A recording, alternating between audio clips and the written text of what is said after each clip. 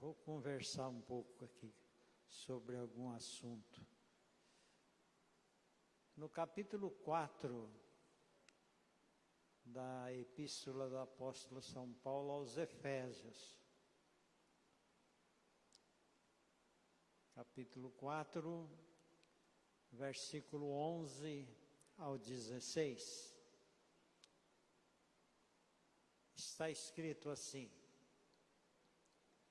E ele mesmo deu uns para apóstolos, e outros para profetas, e outros para evangelistas, e outros para pastores e doutores, querendo o aperfeiçoamento dos santos, para a obra do ministério, para a edificação do corpo de Cristo, até que todos cheguemos à unidade da fé e ao conhecimento do Filho de Deus, a varão perfeito, à medida da estatura completa de Cristo, para que não sejamos mais meninos inconstantes, levados em roda por todo o vento de doutrina, pelo engano dos homens que com astúcia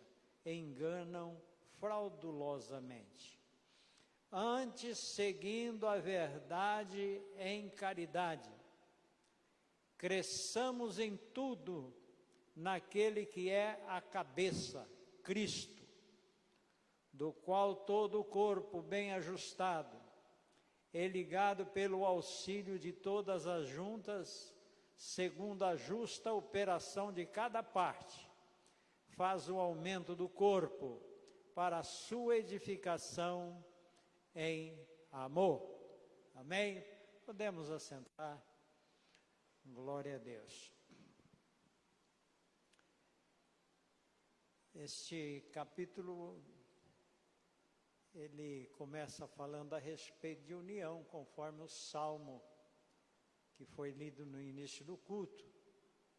Fala dos atributos da unidade, fala dos 7 fundamentos da unidade logo no início. E aqui, a partir do versículo 11, nós vemos que o apóstolo, ele procura mostrar que Deus deu ferramentas, vamos dizer assim, para que a igreja seja aperfeiçoada e que possa crescer. Não é crescer em número, mas crescer espiritualmente. Em número também, mas crescer espiritualmente. Isto é, que nós como igreja possamos atingir a maturidade, deixar de ser menino, deixar de ser criança. O que é deixar de ser criança?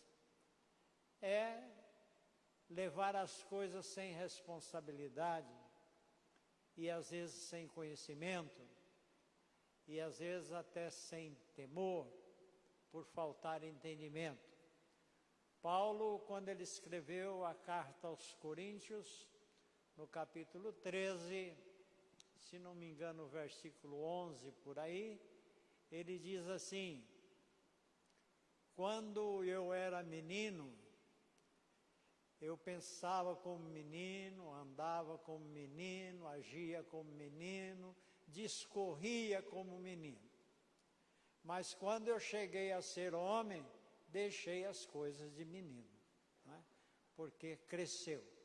E aqui nós vamos falar de maturidade do crente, isto é, um estado maior, um estado perfeito, adequado, conforme diz aqui, segundo cresçamos em tudo na cabeça que é Cristo, não é?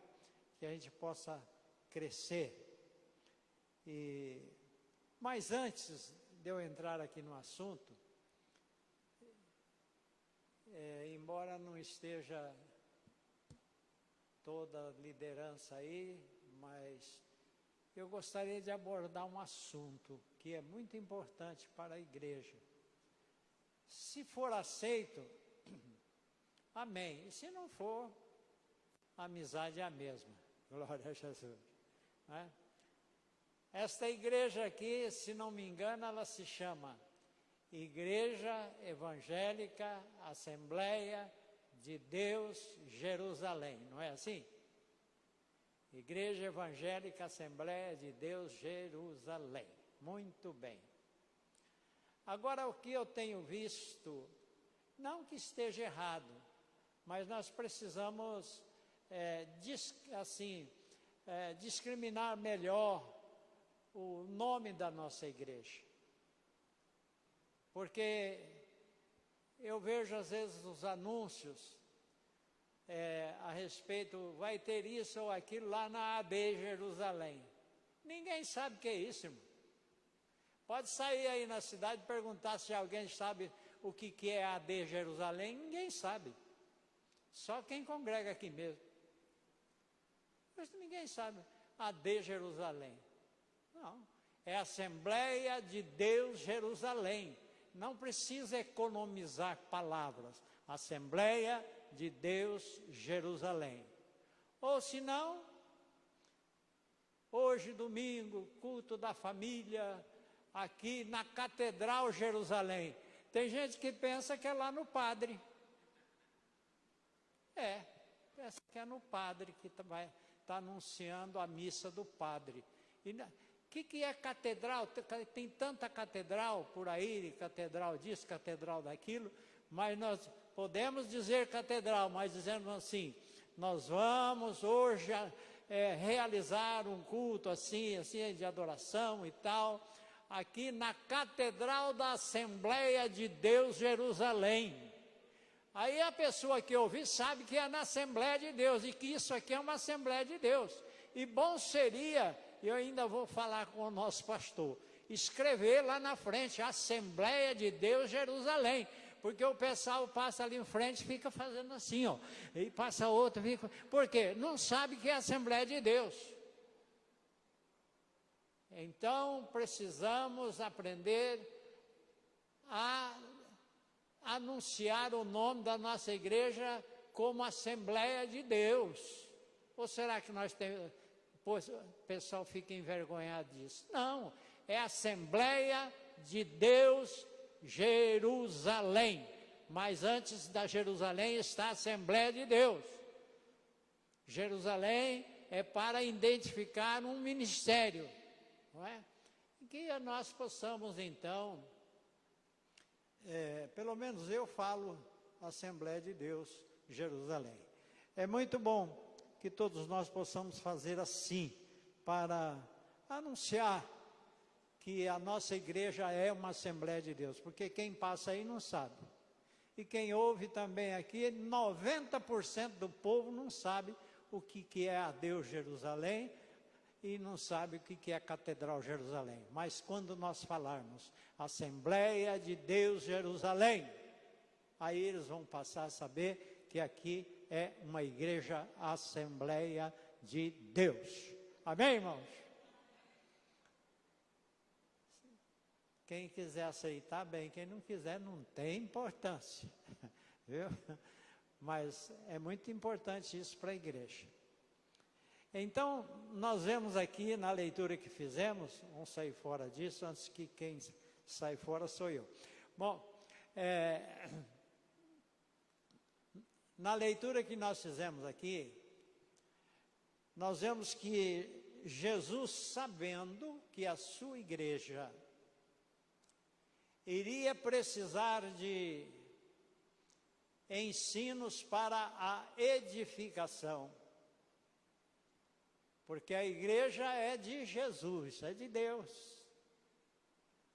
É de Deus. Então, por isso que ele diz aqui, Ele mesmo Deus deu, Jesus mesmo deu. Para quem? Para a igreja. Às vezes eu ouço alguém, já ouvi muitas vezes, pastor dizer, falou assim, Deus me deu essa igreja para mim. Deu nada, a igreja é de Deus. Larga a mão de ser mentiroso. Deus não deu igreja nenhuma para você, nem para mim, nem para ninguém. Deus, se você ou eu somos realmente um ministro, somos um pastor, qualquer coisa, Deus nos deu para a igreja. Está escrito assim, que Ele deu a igreja, é para a igreja. Então, em vez da igreja ser minha propriedade, eu sou propriedade da igreja de Jesus. Eu pertenço à igreja. E não a igreja pertence a mim.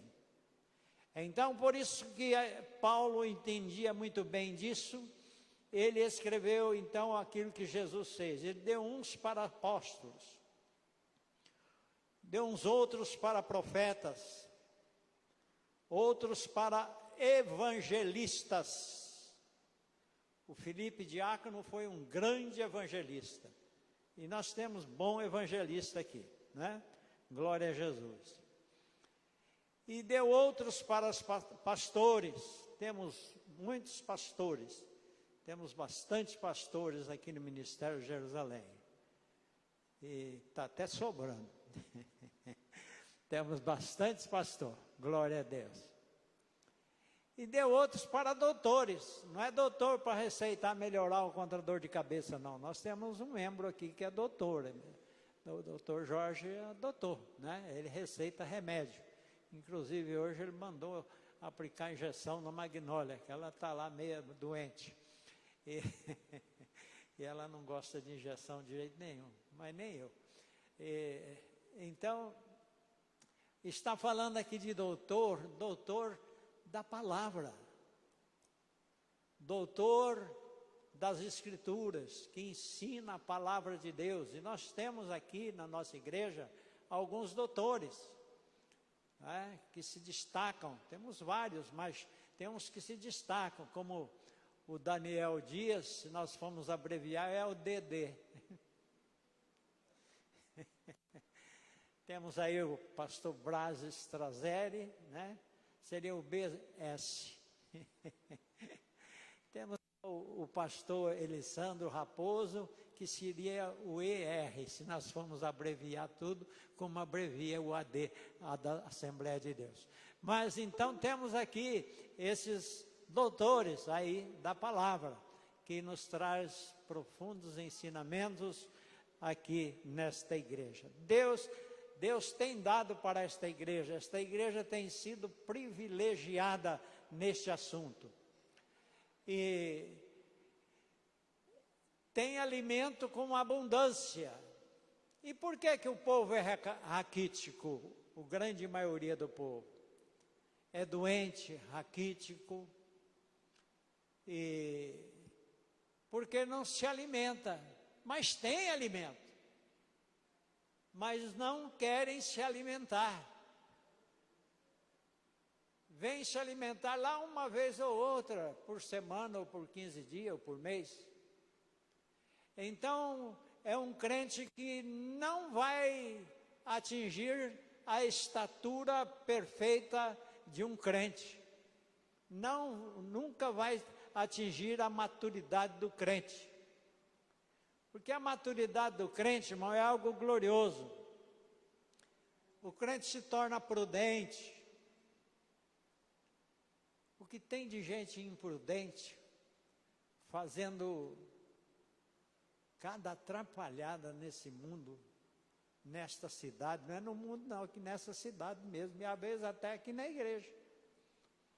O que é isso? É falta de prudência.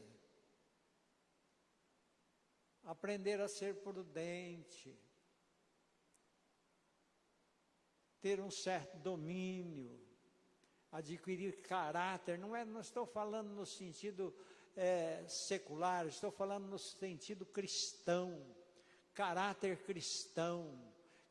de crente, caráter igual ao nosso Pai Celestial. Isto é um sinal de maturidade que o crente está adquirindo, crescendo, se formando, não é? Mas às vezes acontece muita coisa que não é de uma pessoa que têm maturidade. Pessoas que tenham decisões claras, firmes, quando atinge a maturidade, as decisões deles são claras, não são enrolados. Sabe que tem gente que às vezes alguém pergunta para ele, escuta, você é crente? Eu estou indo lá na igreja lá e tal. Ele tem vergonha de falar que é crente. Ao invés dele dizer, graças a Deus, sou crente, tem vergonha. Uma vez, eu e o pastor Jorge Amorim, nós estávamos no estado da Bahia, nós íamos para Pernambuco, ia cruzar lá um pedaço de Alagoas então uma estrada ruim, terrível, tinha muita plantação de caju, mas não tinha água. Então nós vimos duas mulheres, elas botam um negócio de pano enrolado na cabeça assim, e uma lata na cabeça para buscar água na pipa, que o caminhão passa, enche aquela pipa de água, depois elas andam quilômetros, daqui lá na usina, para buscar uma lata d'água na cabeça. Não é? E nós vimos duas mulheres dessas saindo assim, tinha umas 4, 5 casinhas, e tinha uma igrejinha. E na igrejinha estava escrito Assembleia de Deus. E tinha aquelas janelinhas de madeira, né? Bem simplesinha assim, ó, a igrejinha assim. E as duas mulheres iam saindo assim na beira da estrada, eu parei o caminhonete, eu estava dirigindo, era uma caminhonete, e o pastor Jorge perguntou, o pastor dessa igreja mora aí? E elas disseram assim, não senhor, mora em Olindina. Falei, bom, então tá bom. É que nós também somos crentes. Elas olharam meio desconfiadas assim, eu acho que as pessoas, crente coisa nenhuma, né? Mas aí o pastor perguntou para elas, as senhoras também são crentes? Graças a Deus, graças a Deus. Elas saíram glorificando a Deus, dando graças a Deus, porque nós perguntamos se elas eram crentes, né? E tem gente que tem vergonha de dizer que é crente. Ser crente, irmãos, é um privilégio. Aleluia. É sinal de inteligência. É sinal de inteligência. Quem é crente é porque é inteligente. Porque a gente mora num país idólatra. E quando tem esses dias que eles chamam de dias santos, que o santo da cidade, eles botam ele num andor, e 4, 5, 6 pessoas levam ele sob aquele negócio, ele vai até meio chacoalhando, acho que ele está amarrado embaixo, senão cai. Então, vai andando com aquela estátua pela rua, e a gente vê aquelas pessoas acompanhando, e você vê pessoas que, secularmente falando, são pessoas inteligentes, são professores, às vezes até advogados, pessoas comerciantes, gente que dá alta sociedade, e tudo ali com aquela velhinha na mão, acompanhando aquele negócio lá, né? E nós somos crentes, irmãos, não fazemos esse tipo de coisa. É ridículo. A idolatria é ridícula e nojenta, mas nós, graças a Deus, somos crentes em Jesus Cristo. Ser crente é uma bênção. Então, tenha uma decisão clara e firme. Sou crente em Jesus. E possamos também adquirir, através dessa maturidade, uma atitude sensata. Ter um propósito definido. É igual o menino do pastor Braz ali. Quem perguntou para ele o que ele vai ser quando crescer, ele disse, você é crente, ué. Pronto, ele tem já definido na vida dele o que ele quer ser. Então, é muito importante que nós tenhamos, então, um propósito definido na nossa vida. Onde você vai morar quando morrer? No céu, glória a Jesus. Vou morar com Jesus. Tenho uma esperança e um propósito definido no meu coração. Aleluia. E também de ter um equilíbrio, irmãos, entre a graça e os dons do Espírito Santo. Uma harmonia entre fé e obras. Tem gente que tem fé, reconheço, mas que não faz nada, não tem obras. O espírita, por exemplo, ele tem muitas obras, mas não são obras de fé. Agora, o crente precisa ter a fé, que é importante, e através dessa fé ter as suas obras. Aprender a fazer o bem. Às vezes tem alguém que diz assim: irmão, eu, graças a Deus, eu não faço mal para ninguém, eu não prejudico ninguém, eu vivo a minha vida lá na igreja, não quero saber de nada, não prejudico ninguém, mas também não ajuda ninguém. É muito bom a gente aprender a não fazer aquilo que é negativo, mas é melhor ainda fazer aquilo que é positivo. Eu não prejudico ninguém, mas ajudo também, glória a Jesus. Então, a gente precisa haver uma harmonia entre isso, entre a fé e as obras, né? Tem gente que tem fé. Você tem fé, irmão? Tem. Eu tenho uma fé muito grande, né? A minha fé é enorme, maior do que o grão de mostarda. E outros têm tanta fé que chega a ser uma fedorenta. Aleluia, não é verdade? É uma fedorenta mesmo, só traz confusão com aquele tipo de fé. Mas nós, os crentes, nós temos a santíssima fé. É aquela que Judas escreveu dizendo que ele achou necessário, lá na sua epístola, versículo 3, ele disse que achou necessário ele exortar os irmãos a batalhar pela santíssima fé que uma vez foi dada aos santos. Então a fé que nós temos é santíssima. Glória a Jesus. Muito bem, indo em frente aqui com a nossa conversa, não é? Nós vemos aqui que eu estava dizendo para os irmãos a respeito daquilo que Jesus deu para a igreja. Deu para a igreja. E o crente que realmente deseja a maturidade de acordo com a vontade de Deus, ele não queima etapas. É pular de uma coisa para outra, deixando algo para trás. Nós precisamos gradativamente irmos crescendo espiritualmente.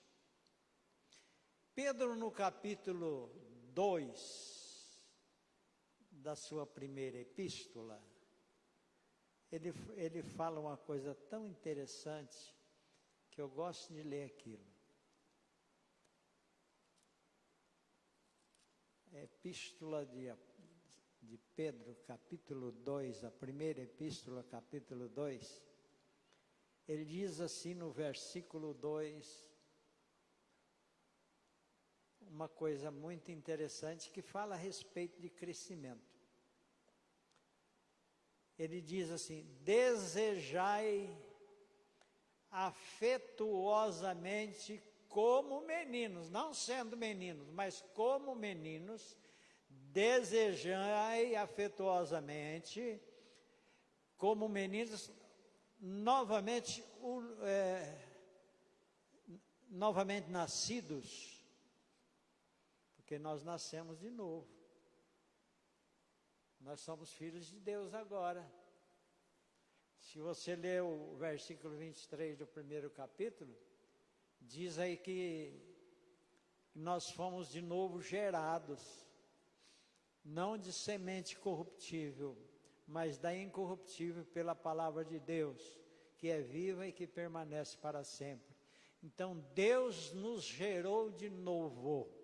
Então, somos já adultos como seres humanos, mas, como crentes novos convertidos, somos como meninos. Mas nós devemos crescer, e para isso acontecer, nós precisamos desejar o leite racional não falsificado, para que por ele, através desse alimento, vades crescendo. Porque existe muito leite falsificado hoje. Tem muita água, e esses leites de caixinha, de vez em quando, sai uma denúncia aí que tem soda cáustica, tem um monte de produto químico lá dentro para aguentar todos esses meses aí fora da geladeira. Por isso que eu nem tomo desse leite. Não estou aqui fazendo uma propaganda contra o leite de caixinha, mas já houve várias denúncias a respeito disso. Então a gente, no sentido espiritual, tem muito leite falsificado. Leite que, ao invés de fazer bem para o crente, faz mal. Em vez de ensinar as coisas certas para o crente, ensina coisas erradas. Existem muitos pregadores ensinando os crentes a procurar ter uma vida de vitória só no sentido material. Nós precisamos procurar, sim, todos queremos ter vitória na vida material, mas precisamos procurar ter uma vida de contentamento no sentido espiritual, sentindo que realmente Deus está conosco. E isso acontece quando a gente se alimenta constantemente com o leite não falsificado. Isso é muito importante. E a gente vai crescendo. E todos nós precisamos, irmãos, como crentes, desejar, vamos dizer assim, procurar os dons e abundar neles, quer dizer, se envolver com eles. Aqui no 1 Coríntios capítulo 14,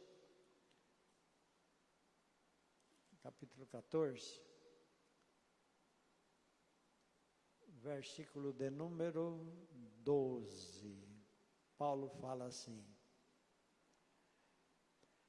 assim também vós, ele está falando aqui, irmãos, a respeito dos dons espirituais. E ele então, quando chega aqui no versículo 12, ele fala: assim também vós, como desejais dons espirituais, procurai abundar neles para edificação da igreja. Os dons espirituais não é para fazer um tropelo na igreja, é para trazer edificação para a igreja. Depois ele dá uns ensinos mais profundos a partir do verso 26. Mas os dons espirituais todos devem buscar. Busquem. Porque os dons espirituais foi dado para nós, irmãos. Para todos os crentes. Temos esse direito, porque é um presente de Deus para a igreja. E a igreja é dele, ele deu para nós os dons espirituais. Aqui tem a irmã Esther, quando ela era mais mocinha. Ela é mocinha até hoje, mas naquele tempo ela era garota mesmo. Ela parecia um canarinho, de tanto que falava em língua, era uma coisa gloriosa. Eu gostava muito de ouvi-la, e era uma coisa maravilhosa aquilo, não é? E então nós devemos buscar, desejar os dons espirituais e procurar viver eles falar deles, executar eles para a edificação da igreja. A igreja, quando tem a abundância de dons espirituais, sabe que o desobediente tem medo? Tem gente que não vai na igreja onde tem muitos dons espirituais, não.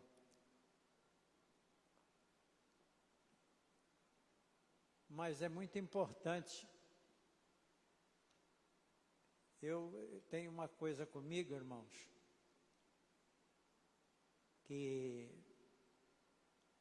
Deus nunca quando usou alguém para falar comigo, Deus nunca falou assim, meu servo. Nunca.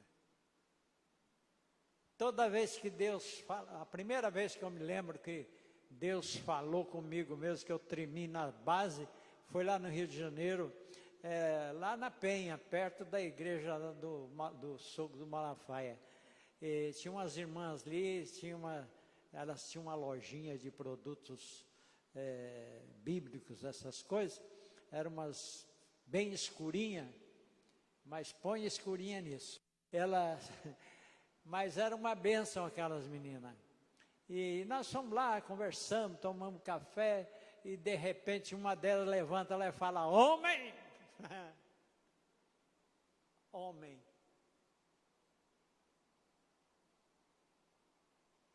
E falou muita coisa lá que eu precisava ouvir, mas me chamou de homem. Falou coisas boas e falou exortando também, não é?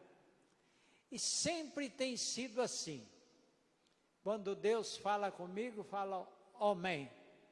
Por isso que um dia, quando o pastor Alex chegou aqui, eu estava sentado ali, ele chegou perto de mim e falou, homem!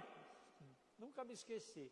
Quando ele falou assim, no coração eu estava, é Deus mesmo. Ele pode até alguém achar que ele é exagerado, mas naquele dia, naquela hora, foi Deus que falou comigo, porque eu sei como é que Deus fala comigo, eu conheço. E os dons espirituais na igreja são gloriosos. E nós precisamos busque, irmãos, busque os dons espirituais, peça a Deus e se prepare para receber. Agora tem uma coisa que a gente precisa aprender. Tem mais uma parte aqui que eu vou pular essa etapa. Então diz assim, eu quero dizer o seguinte, que os dons espirituais não é assim, vamos dizer, uma hierarquia de domínio sobre a igreja. Eu já vi um lugar que é onde tem uma profeta, ela manda até no pastor. E não é assim. Não, os dons espirituais não é para dar domínio sobre ninguém. É simplesmente para ser usado para a edificação da igreja. E é tão bonito os dons espirituais quando Deus usa alguém. Está havendo muita falta disso hoje, porque nós não estamos buscando. Eu fazia toda quarta-feira e aos domingos à tarde culto lá no bairro do Cruzeiro, aqui indo para o bairro da Bahia, esse lugar aí. Eram as olarias. E eles iam para a igreja à noite, dia domingo, num caminhão. O caminhão vinha lotado de gente. E não sei como é que foi lá, um filho do nosso irmão Benedito, que já morreu. Acho que ele mexeu com a moça lá. E o pai dela falou, eu vou matar esse cabra. Mas, como ficou aquele mal-estar, foi eu, o pastor Valdivino Madeira, e a esposa dele, a irmã Marina.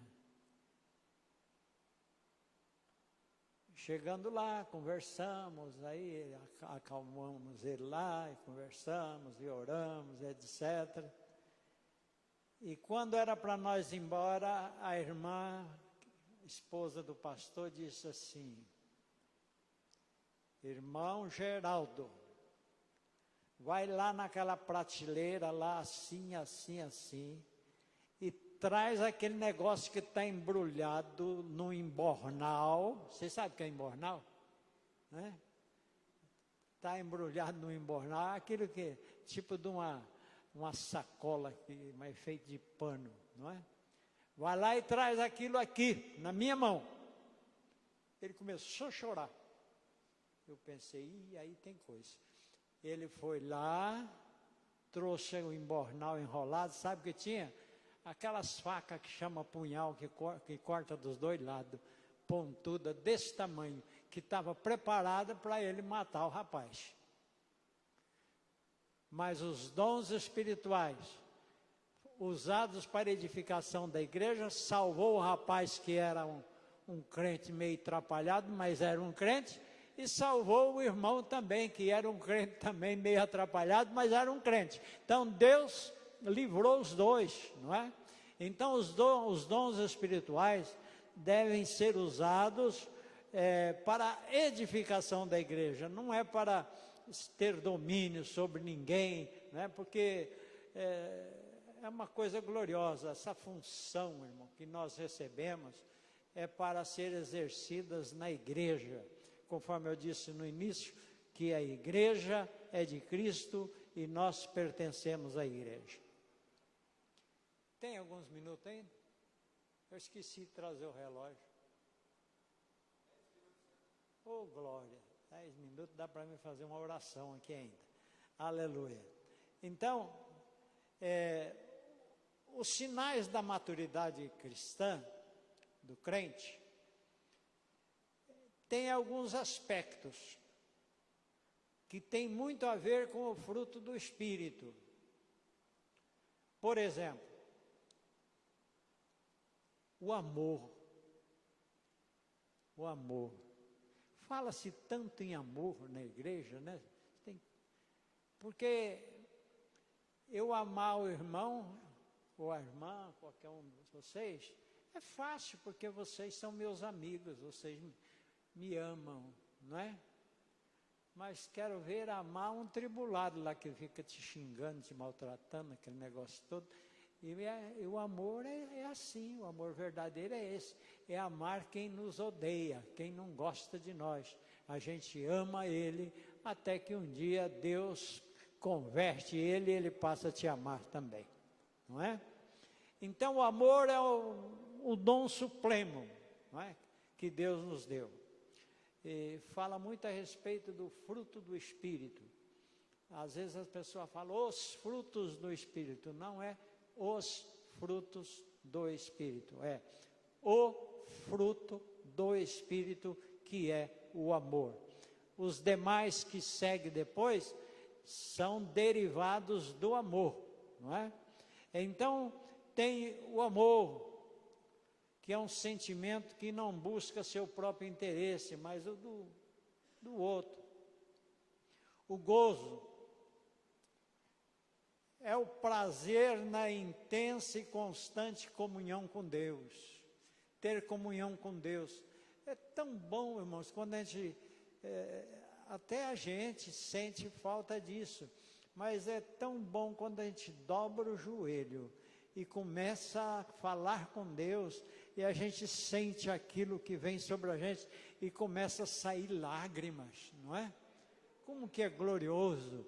Mas parece que secou a mina dos meus olhos, eu preciso fazer com que elas entrem em ação novamente, para que quando eu dobrar o meu joelho e começar a falar com Deus, eu possa chorar, irmãos. De primeiro, todo crente, quando ele sentava para orar, ajoelhava para orar, ele já punha o lencinho ali em cima, porque ia chorar mesmo, glória a Jesus. Agora o lenço, ele fica 6 meses no bolso do paletó, se ele não for lavado, e não molha de jeito nenhum. A gente precisa aprender a buscar a Deus e sentir a sua presença. Isso é gozo, né? Prazer naquela comunhão constante com Deus. Também a paz, que é mais outra parte do fruto do Espírito. O que é paz? É um coração tranquilo, porque está bem com Deus.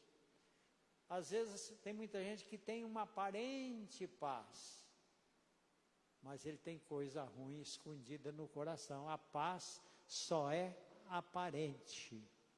Parece que tem paz, mas não tem. Existe alguma coisa perturbando, tribulando a pessoa. Mas, quando nós atingimos a maturidade e amamos, a gente sente o gozo e sente também a paz. A longanimidade, a paciência, não se precipita, sabe esperar. Vocês já pensaram, do jeito que o apóstolo São Paulo, quando era o Saulo, perseguia a igreja e fazia tanta coisa ruim, e se deixasse por conta de um dos apóstolos, vamos pegar esse cabra e acabar com a vida dele, né? Porque esse homem não presta, ele só vive nos perseguindo. Vamos terminar com ele, jogar ele no mar, jogar ele em algum lugar. A hora que der uma oportunidade, não, mas Jesus não, Jesus foi paciente. Até chegar a hora que Jesus derrubou ele. Jesus derrubou, mas quando ele levantou uma nova pessoa. Então isso fala de longanimidade, benignidade, é o desejo de praticar o bem. Às vezes a gente pratica o bem, mas não tem aquele desejo, a gente precisa sentir o desejo, que é algo, é mais um derivado do amor, o desejo de praticar o bem. Bondade, parece que é quase igual, mas não é. A bondade é a ausência de maldade na atividade da vida. Tem gente que é malicioso, né? Você já viu como é que é? Malicioso. Eu sempre costumo falar o seguinte: tem irmão que peca dando a paz do Senhor. Vocês sabem disso?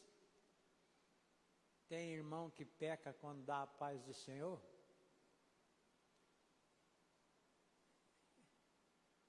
Ele vai dar a paz do Senhor para uma mulher, uma moça bonita, ele chega até a sentir um arrepio. Pronto, pecou. Dando a paz do Senhor. É sério, irmãos. É coisa que precisa ser falada. Às vezes fica com medo, não, mas nós temos que falar. Glória a Jesus. Para que, se há esse sentimento em alguém, ele possa pedir a Deus que o tire. Glória a Jesus.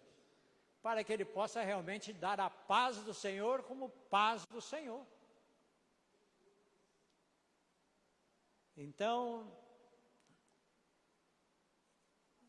a benignidade, quer dizer, a bondade, é a ausência de maldade na atividade da vida.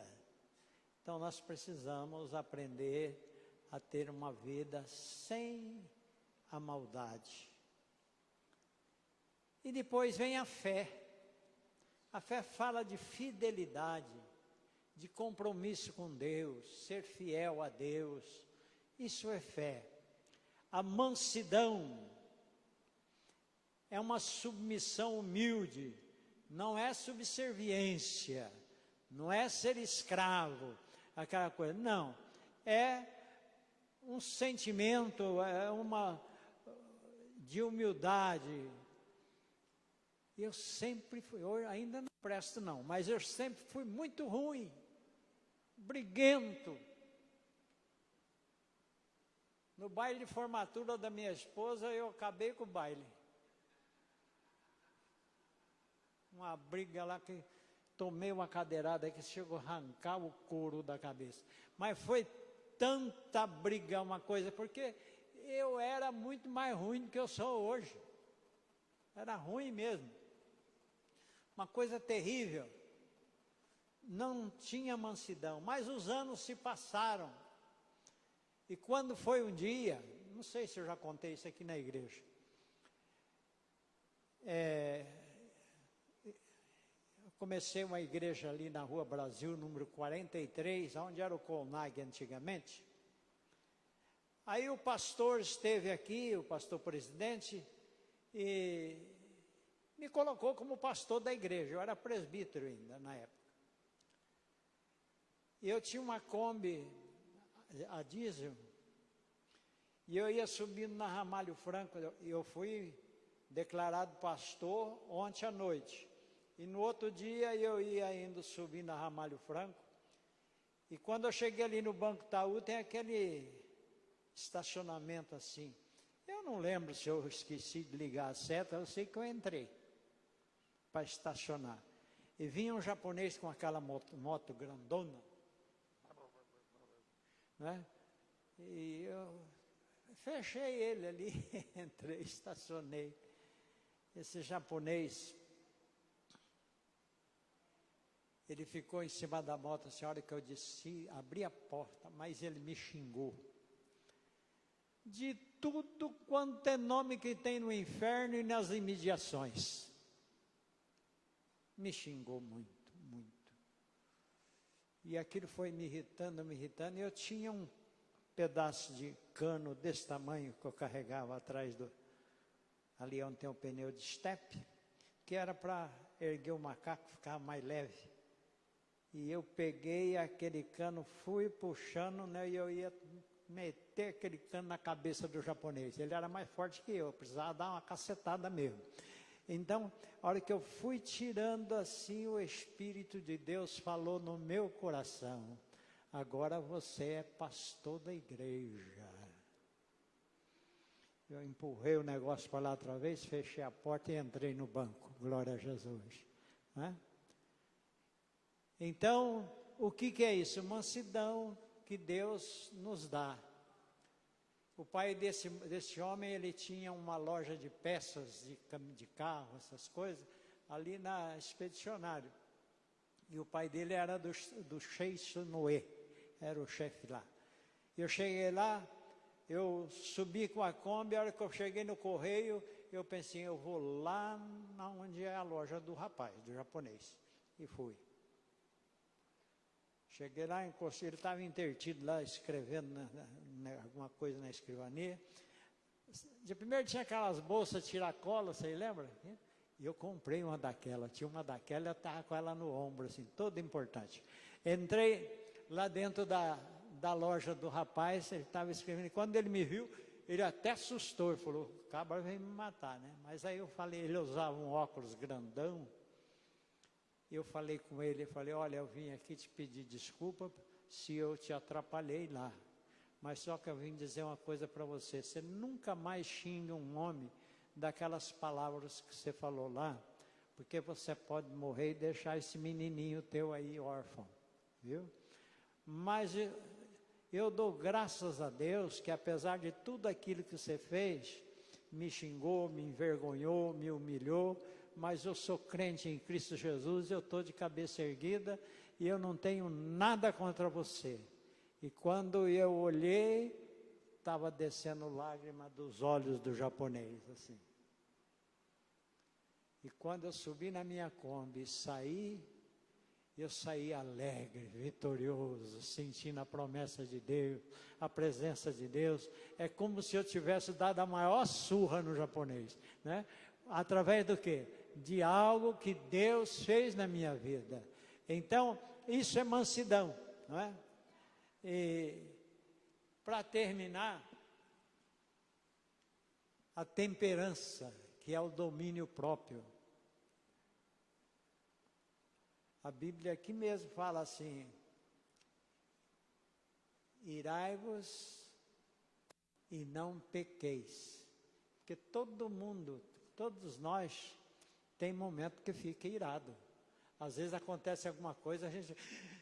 Mas não peca, irmão, não fala bobagem, engole esse negócio aí, fica quieto, daqui a pouco passa. Se você ficar muito nervoso, quando chegar de noite está pensando naquilo ainda, não se deixe o sol pôr sobre a sua ira, quer dizer, não deixe escurecer antes de se acertar com Deus. Busque a Deus, peça perdão, e então você vai dormir em paz. E se morrer, morre em paz e vai morar com Jesus, viu?